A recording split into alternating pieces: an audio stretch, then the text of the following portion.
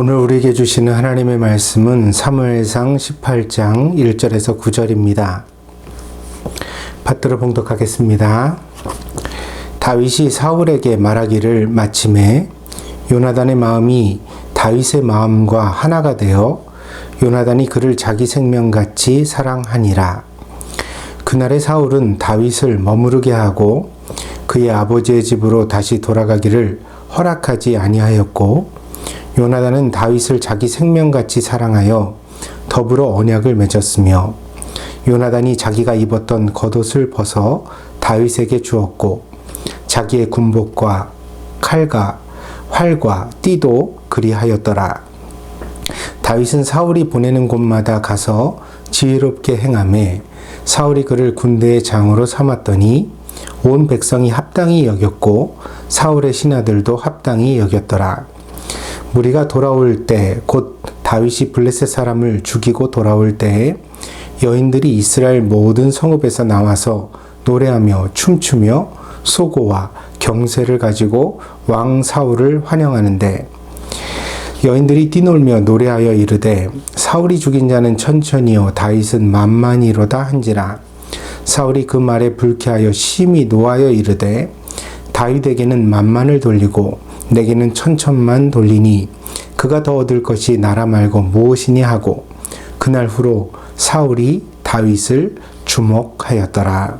아멘. 시간은 노인의 편이 아닙니다. 어떤 분은 나이를 먹을수록 시간이 점점 빨리 지나간다고 말합니다. 그것도 사실입니다. 그러나 또한 정반대의 경험도 사실입니다. 노인에게 시간은 너무 더디고 지루해서 엄청나게 견디기 힘든 고역이 되기도 합니다. 일도 없고 찾아오는 사람도 없는 노인의 하루는 얼마나 적막하고 외로운 것인지 젊은 사람은 상상도 하기 힘이 듭니다. 그래서 부모님들에게 자주 연락을 드리시기를 권합니다.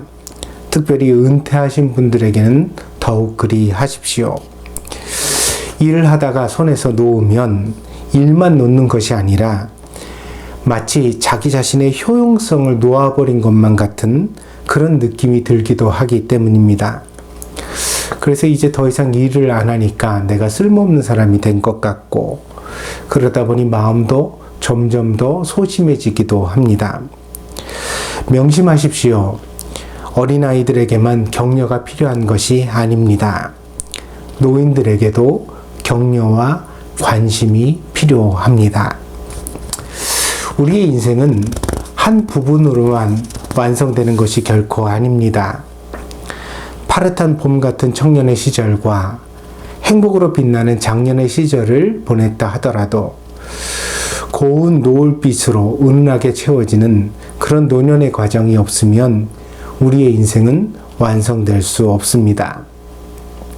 그래서 노인이 되어서 어떻게 잘 지낼 것인가, 이 문제에 대하여 우리는 고민해야 하고 또 나름의 대답을 가져야만 한다고 생각합니다.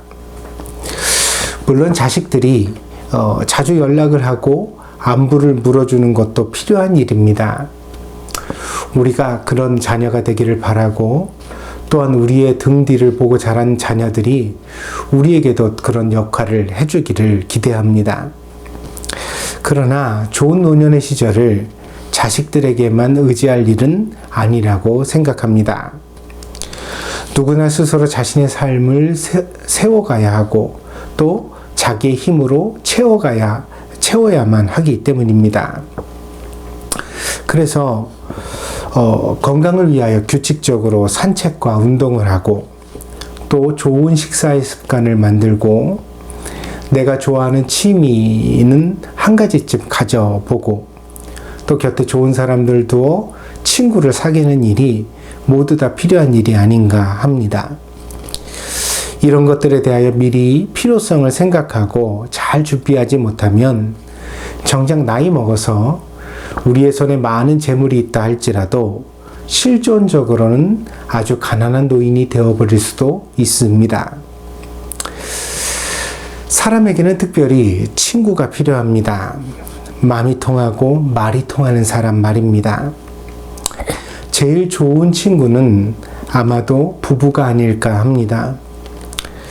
그러나 부부가 함께 평생을 해로한다는 보장이 없습니다.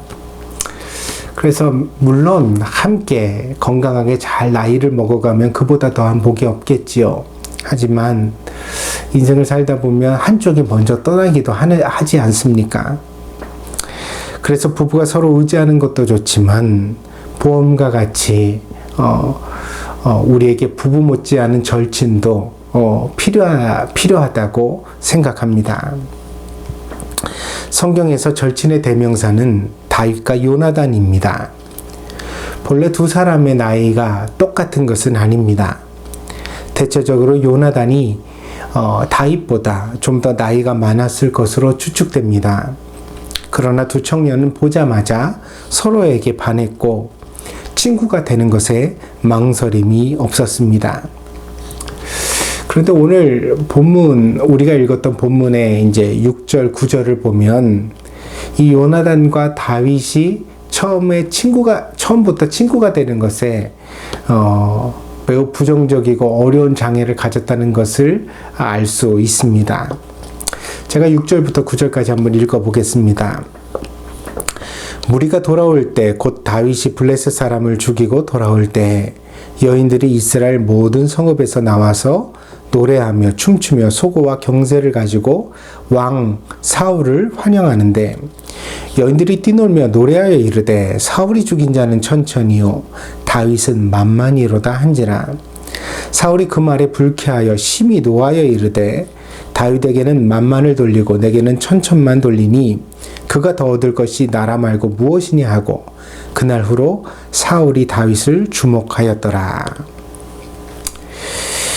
이 두 사람, 그러니까 다윗과 요나단에게 서로 우정을 쌓아가고 사랑하는데 여러 가지 장애가 있었지만 그 중에서 제일 크고 어려웠던 문제는 바로 요나단의 아버지이자 이스라엘의 초대 왕이었던 사울이었습니다.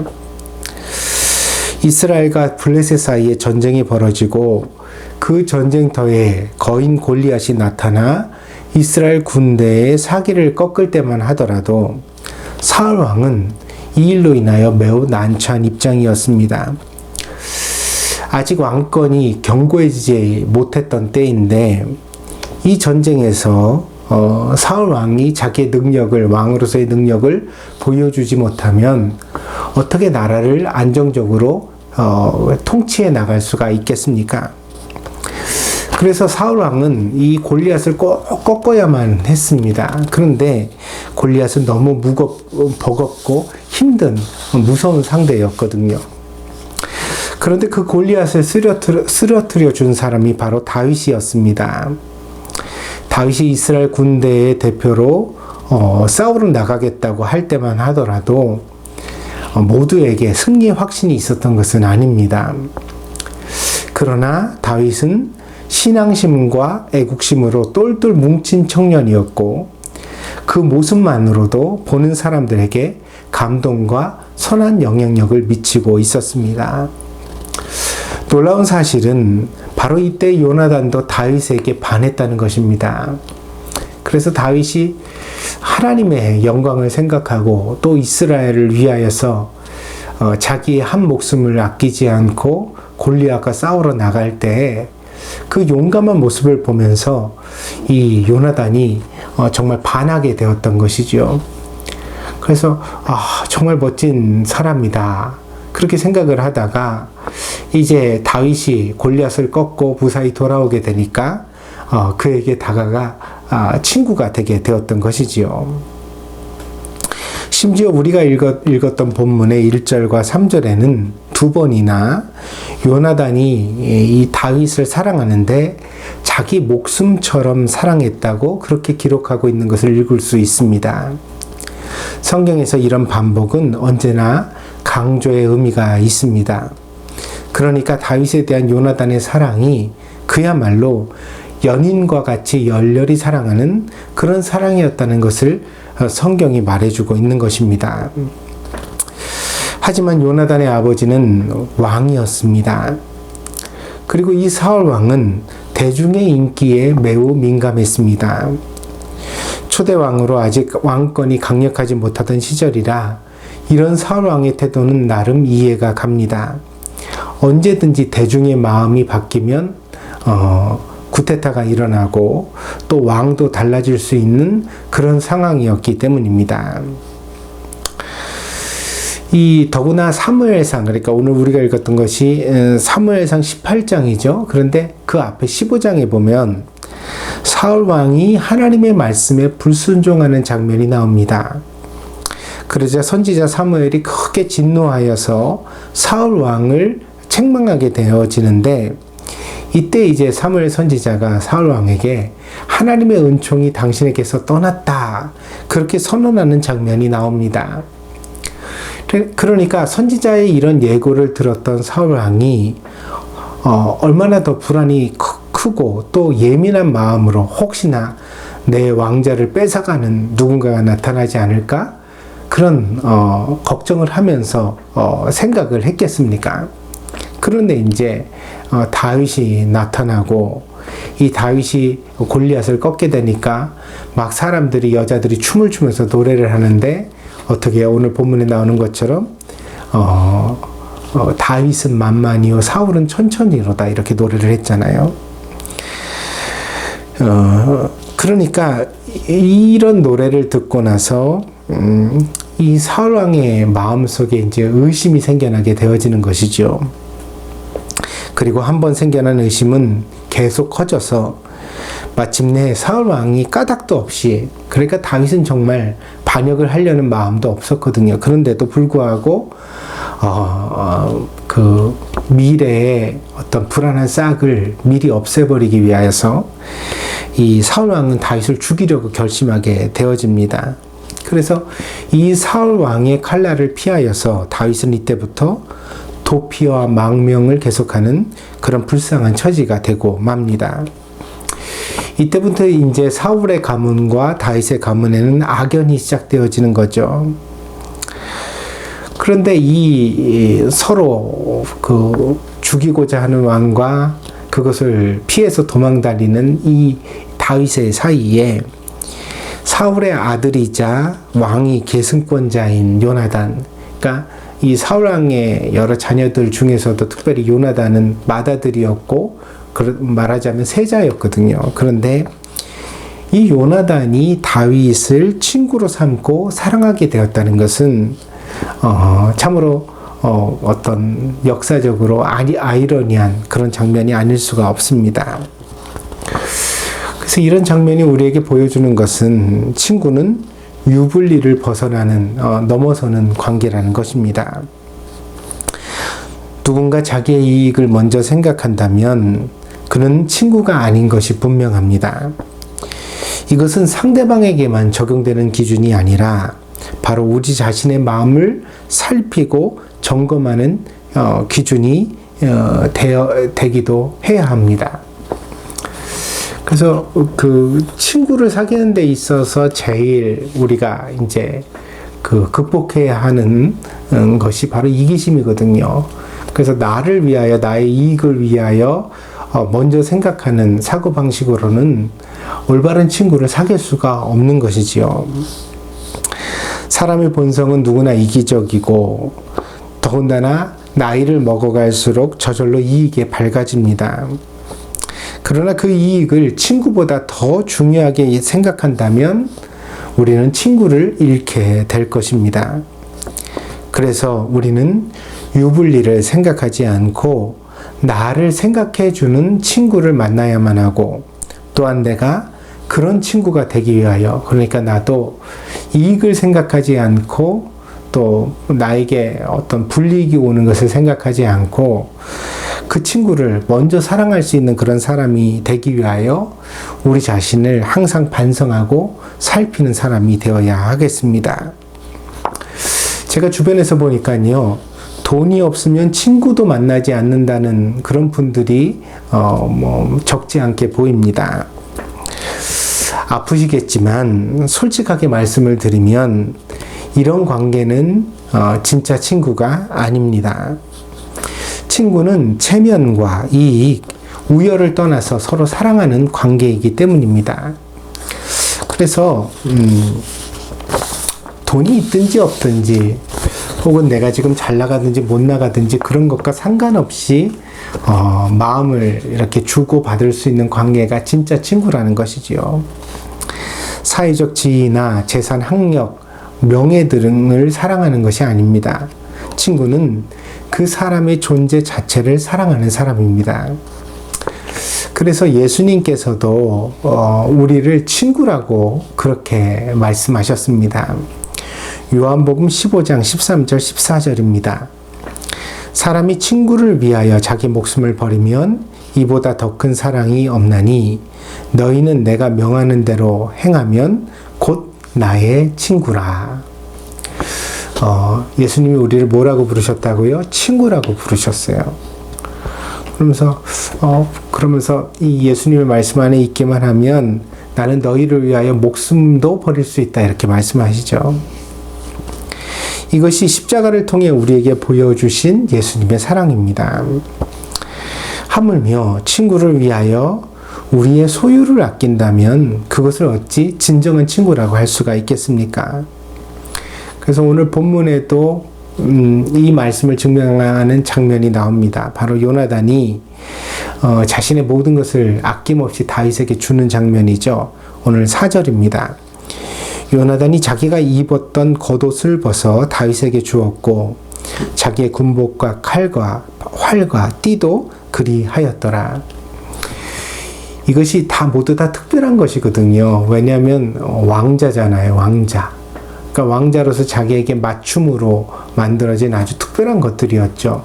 오늘날로 말하면 명품이라고 할까요? 아니, 명품보다도 더 가치가 있는 특별한 물건입니다. 근데 이것을 이제 그 다윗에게 다 내어주는 것은 다윗을 명예롭게 하는 것이거든요. 왜냐하면 이때 이제 다윗은 목동이었거든요. 목동으로 양떼를 돌보다가 그러다가 자기 형들에게 아버지가 주는 소식 전하려고 왔다가 그만 골리앗을 보고 크게 분노하여 전쟁에 참여했던 것이니까요. 그러니까 아직 뭐라 그럴까요? 동물들의 그런 배설물 냄새도 나는 아주 촌스러운 모습이었겠죠. 근데 이런 다윗을 왕자였던 요나단이 자기의 모든 것을 내어주어서 영화롭게 하는 거죠. 그를 존귀하게 만들어주는 것입니다. 오늘 우리 시대의 문제는 양극화입니다. 옛날과 같이 신분의 차별은 없어졌지만 지금의 시대는 돈이 차별을 낳고 있습니다. 고급 아파트의 아이들은 임대 아파트의 아이들과 어울리지 않는다고 합니다. 아이들만 그럴까요? 불행하게도 그렇지 않습니다. 아이들의 차별은 모두 어른들의 차별에서 온 것이고 그 어른들의 세상을 반영하는 거울이기 때문입니다. 돈이 사회적 신분이 되고 사람과 사람의 사이를 가로막는 또 다른 새로운 장벽이 되고 있는 것입니다. 근데 이렇게 이제 어떻게 사람과 사람 사이가 서로 나뉘어지는 양쪽 극단으로 나뉘어지는 그런 시대에는 필연적으로 사람들이 고독해질 수밖에 없습니다. 그래서 돈 많은 사람은 돈 많은 사람대로 또 가난한 사람은 가난한 사람대로 각각 다 어때요? 고독을 겪습니다. 왜냐하면 고독은 돈의 문제가 아니기 때문입니다. 고독은 바로 사랑의 문제입니다. 다윗과 요나단처럼 모든 담장을 넘어서려는 용감한 사랑이 있을 때만 극복되는 문제입니다. 왕자와 목동도 친구가 될 수 있습니다. 사람들이 누구를 더 칭찬하고 누구를 더 좋아하느냐 그런 인기와 명예도 상관이 없습니다. 두 사람이 서로를 믿고 의지하고 사랑하면 그 어떤 환경에서도 함께 진실한 친구가 될 수 있다는 것을 오늘 본문은 우리에게 말해주고 있는 것입니다. 그래서 나는 돈이 없기 때문에 혹은 나는 다른 사람들에게 인기가 없기 때문에 나는 지위가 별로 그렇게 대단하지 못하기 때문에 진실한 친구가 없다라고 말할 수 없습니다. 그런 것들은 문제가 아니죠. 진짜 문제는 뭐냐면 과연 나에게 아낌없이 줄 수 있는 사랑이 있는가? 친구를 향하여 그런 사랑이 내게 있는가? 한번 되돌아보시는 이 시간이 되어지기를 바랍니다. 영국의 인류학자인 로빈 덤바는 연구를 했습니다. 그의 연구에 의하면 인간은 뇌의 한계 때문에 일정 규모 이상의 관계를 감당할 수 없다고 합니다. 그래서 어떤 사람은 막 사회성이 좋아가지고 막 굉장히 사람들을 갖다 무제한으로 많이 막 알고 인맥을 갖다 쌓는 것으로 그렇게 생각을 하지만, 이 덤바의 연구에 의하면 사람이 가질 수 있는 유효한 관계는 100에서 230 정도라고 합니다. 그러니까 100명에서 230명 정도까지만 우리의 뇌가 신경을 쓸 수 있는, 간직할 수 있는 관계성의 한계라는 거죠. 근데 이 범위 중에서 우리가 친구라고 말할 때, 그러나 우리가 머리로 신경을 쓴다고 해서 다 친구는 아니잖아요. 친구라고 말할 수 있는 범위는 얼마냐? 그러니까 이 덤바는 자기의 연구를 근거로 150명을 제시했습니다. 그래서 이 150을 덤바의 수라고 합니다. 이 덤바의 수라는 것은 친구의 최대 범주를 나타내는 숫자로 그렇게 말되어지고 있습니다. 그리고 또 한 가지 재미난 연구가 하나 더 있습니다. 미국의 캔사스 대학에 있는 연구진들이 진행한 연구인데요. 그러니까 사람이 친구를 사귀는데 필요한 시간이 얼마인가를 이제 연구를 통하여서 이렇게 확인해 보았습니다. 그랬더니요, 이런 이제 타인의 관계에서 서먹하지 않은 관계, 그러니까 서로 봤을 때 좀 익숙해진 그런 관계로 들어섰는데 필요한 시간이 46시간에서 60시간 정도 필요하다고 합니다. 그러니까 서로 얼굴을 보고 이렇게 같이 대화를 하고 이런 관계가 한 46시간에서 60시간 정도 진행되어야 비로소 서먹하지 않게 된다, 그럽니다. 그럼 친근한 관계가 되는 데는 얼마나 걸리냐 그랬더니 80시간에서 100시간이 걸린답니다. 그래서 상대에 대하여서 이제는 아주 친밀하게 느낄 수 있는 그런 마음이 되는 데는 그 정도 시간이 걸리고요. 그러면 이제 우리가 베프라고 그러죠. 베스트 프렌드 혹은 절친이라고 말하는 아주 우리가 속마음을 털어놓을 수 있는 관계까지 가는 데는 얼마의 시간이 걸리냐 그랬더니 최소한 200시간 이상이 걸린다고 합니다. 근데 이제 200시간이라고 한다면 그러면 20년 동안 200시간이면 절친이 되는 것이냐? 그것은 아닙니다. 이 캔사스 대학의 연구진들에 의하면 한정을 두었습니다. 기간적으로. 그게 얼마냐? 6주에서 7주 정도입니다. 한 달 반, 2달쯤 되겠죠. 이 기간 안에 200시간 이상을 같이 보냈을 때 비로소 우리가 절친의 관계에 들어서게 된다. 그렇게 연구를 해서 결과를 발표를 하였습니다. 이런 연구들이 우리에게 보여주는 바는 우리가 친구를 가지기 위해서는 집중이 필요하다는 사실입니다. 관계적으로도 집중해야 하고요. 그러니까는 너무 많은 사람들에게 우리의 에너지를 소모하면 정작 친구를 사귈 힘이 없는 거예요. 그래서 관계를 좀 집중할 필요가 있습니다. 간추려서요. 그리고 또 한 가지는 시간적으로 집중해야 합니다. 요즘은 SNS를 통하여 너무 넓고 얇게 관계를 가지는 것이 일반적이 되어져 있습니다. 그래서 사람들이 패친, 페이스북 친구라고 이렇게 부르는데요. 그러나 서로 댓글을 쓰고 이름을 안다고 하여서 친구는 아닙니다, 사실. 그러니까 우리가 카톡을 새로 깔았을 때 거기 이름이 뜬다고 그래서 그 사람을 갖다가 친구라고 다 부를 수는 없는 것이거든요. 친구는 마음과 마음이 이어져야 합니다. 나를 주고 상대방의 마음을 또 받을 수 있어야 합니다. 그렇다면 거기에는 분명히 give and take, 주고받는 관계가 필요하다는 것이고요. 이 주고받는 관계는 우리의 어떤 정신적인 그리고 우리의 시간적인 투자를 필요로 한다는 것을 명심해야 되겠습니다. 그래서 어떤 관심과 마음을 기울이지 않으면 이런 친구는 만들어지지 않게 된다는 것이지요. 다윗이 억울한 위험에 빠졌을 때 그 자기 아버지의 적임에도 불구하고, 그러니까 사울 왕이 다윗을 죽이려고 했음에도 불구하고 다윗을 돕고 구원한 것이 바로 친구였던 요나단이었습니다. 그리고 이제 이후에 요나단은 전쟁터에서 아버지와 함께 용감하게 전사합니다. 사울이 다윗을 죽이려고 했던 전력이 있기 때문에 이 다윗이 이스라엘의 왕이 된 이후로는 상대적으로 사울의 집안이 패족이 되고 말았습니다.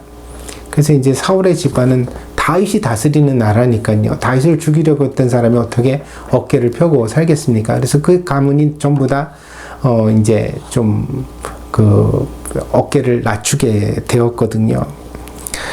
그런데 이 상황 가운데서도 그 다윗은 요나단과의 우정을 기억했습니다.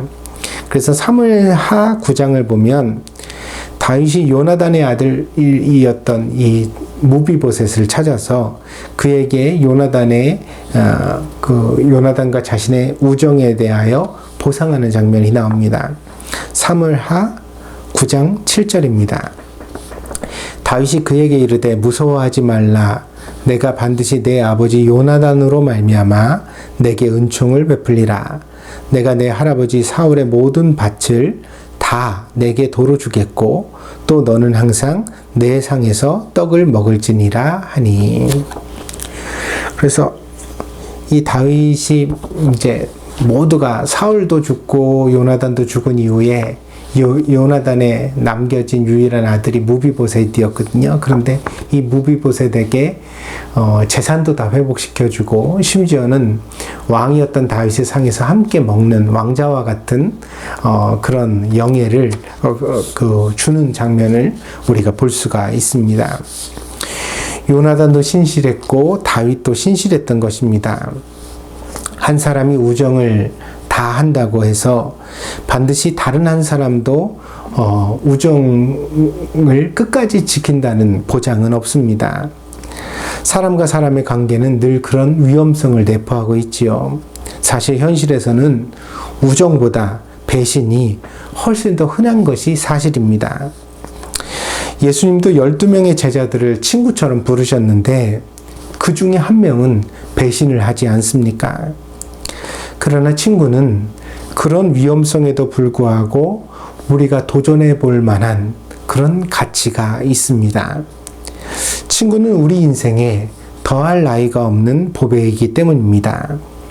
특별히 사람이 나이를 먹어갈수록 진정한 친구는 빛을 발하고 절실하게 다가오는 의미가 된다고 생각합니다. 그래서 오늘 이 설교를 듣고 여러분들에게 권합니다. 여러분들에게 친구에게 안부를 물으십시오. 그리고 여러분의 관심을 표현하십시오. 아낌없이 줄 수 있을 때 주십시오.